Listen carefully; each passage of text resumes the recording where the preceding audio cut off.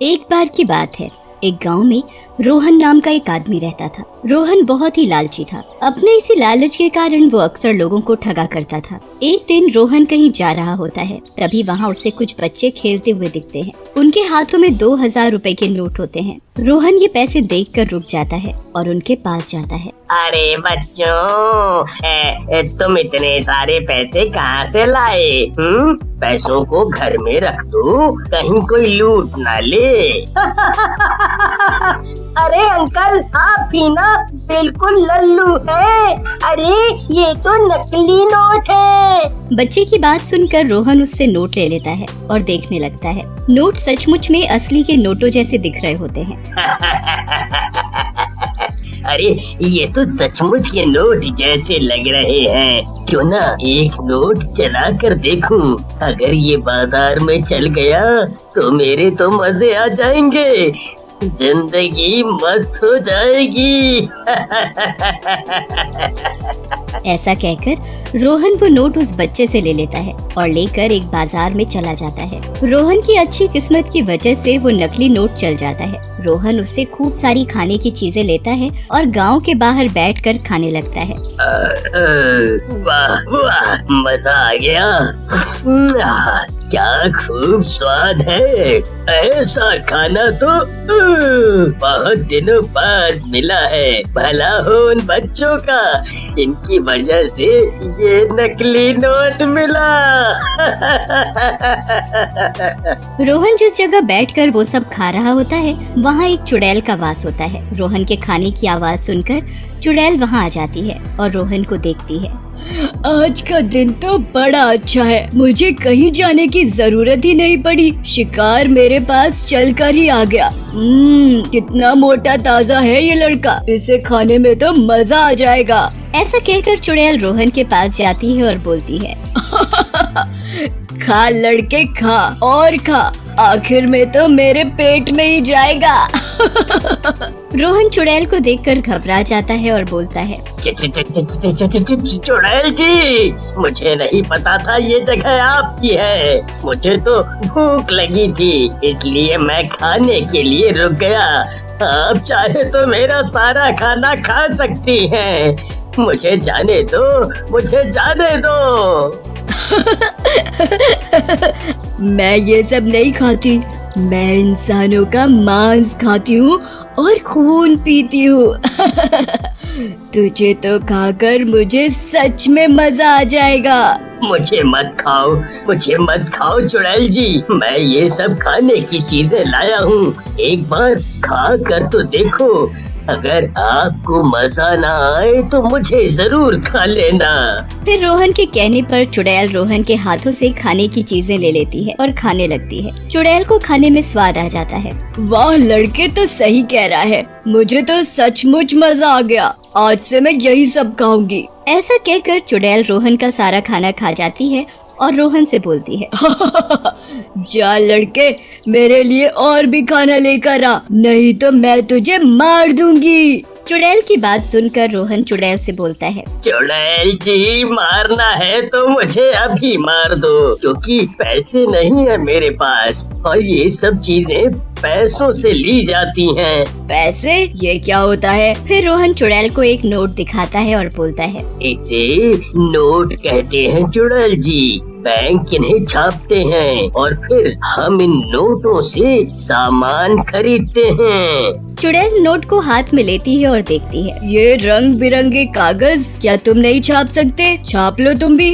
ओहो, इसे छापने के लिए एक मशीन की जरूरत पड़ती है और वो मशीन सिर्फ बैंक के पास होती है, इसलिए ये नोट सिर्फ बैंक छापते हैं। हाँ, लेकिन हम नकली नोट छाप सकते हैं। फिर रोहन एक नकली नोट निकालता है और चुड़ैल को दिखाता है। दोनों नोटों को हाथ में लेकर चुड़ैल बोलती है, अरे ये तो बिल्कुल असली जैसे लग रहे हैं, क्यों ना हम भी इन नोटों को छाप लें, फिर तो हम ऐसा शानदार खाना खा सकेंगे। तो मुझे कल यहीं मिलना, मैं कुछ करती हूँ। फिर चुड़ैल वहाँ से चली जाती है। अगले दिन रोहन चुड़ैल से मिलने जाता है। चुड़ैल रोहन का हाथ पकड़ती है और खंडहर के पास ले जाती है। जैसे ही रोहन खंडहर के पास पहुँचता है, उसे वहाँ एक मशीन दिखाई देती है। रोहन मशीन देखकर खुश हो जाता है।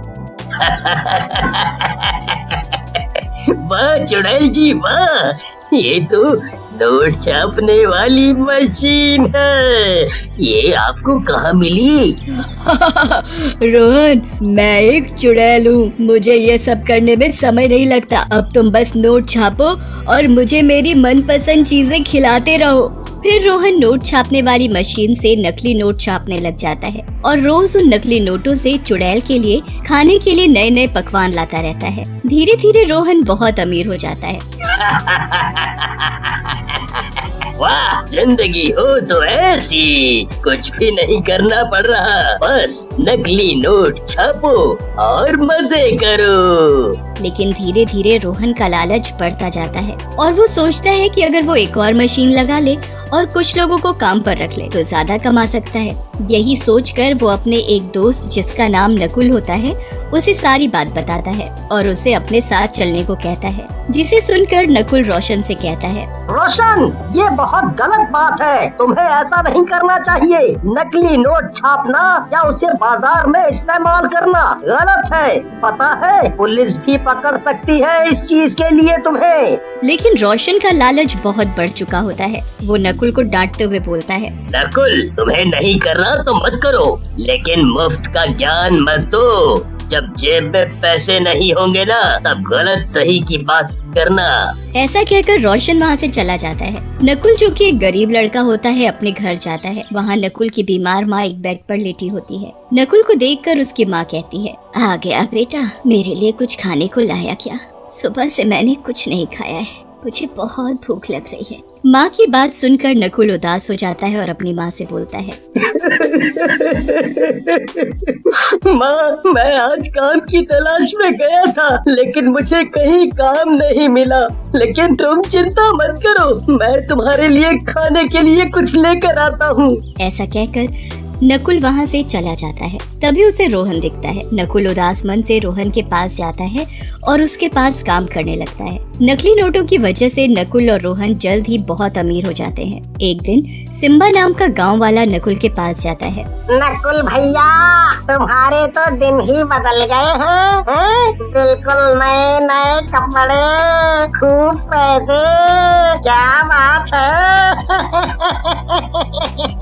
नकुल सिम्बा की बात सुनकर घबरा जाता है। क्या नए नए कपड़े, पैसे? अरे मैं काम कर रहा हूँ, पैसे तो आएंगे ही ना। चलो उठो यहाँ से, आ जाते हैं नजर बट्टू कहीं के। ऐसा कहकर नकुल वहाँ से चला जाता है। लेकिन सिम्बा को नकुल की बातों पर शक हो जाता है और वो उस पर नजर रखने लग जाता है।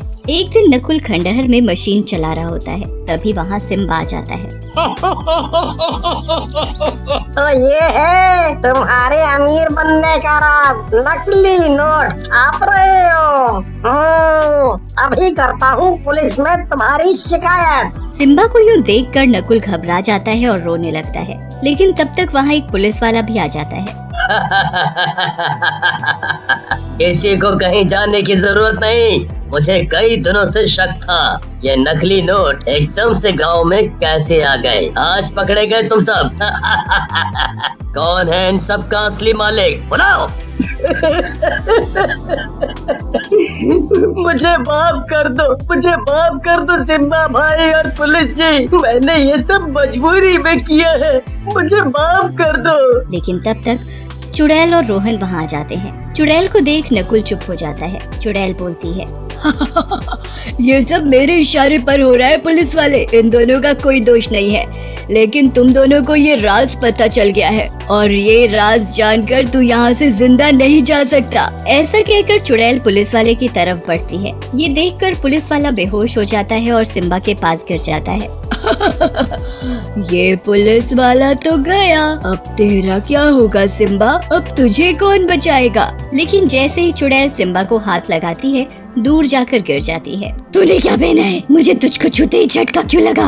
मैंने हनुमान जी का लॉकेट पहना है और हनुमान जी के होते हुए तो जैसी चुड़ैलें मुझे छू भी नहीं सकती। अब मैं सिखाता हूँ तुझे सबक। ऐसा कहकर सिम्बा अपना लॉकेट चुड़ैल के ऊपर डाल देता है। चुड़ैल के ऊपर लॉकेट गिरते ही चुड़ैल जलकर भस्म हो जाती है। तब तक पुलिस वाले को भी होश आ जाता है और वो रोहन और नकुल को नकली नोट छापने के आरोप में गिरफ्तार कर लेता है।